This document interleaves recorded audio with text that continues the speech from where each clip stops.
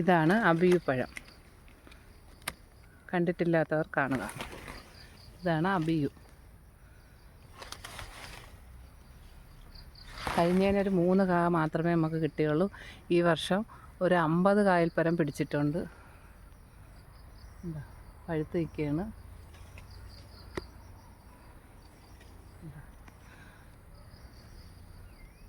വലിയ മധുരമില്ല, എന്നാലും ഒരു കരുക്കിൻ്റെ ടേസ്റ്റാണ്. നമുക്ക് എല്ലാവർക്കും ഇത് ഇഷ്ടപ്പെടും. കണ്ടോ, കുറേ പിടിച്ചിട്ടുണ്ട് ഈ വർഷം. അബിയു ചെടി നട്ടാൽ ഒരു 2 വർഷം 1.5 വർഷമൊക്കെ ആകുമ്പോൾ തന്നെ കാ പിടിച്ചു തുടങ്ങും. കണ്ടോ, ഇതൊക്കെ ഉണ്ട്. കണ്ടോ, കുറേ നമ്മളിതിൽ നിന്ന് പറിച്ച് കഴിച്ച്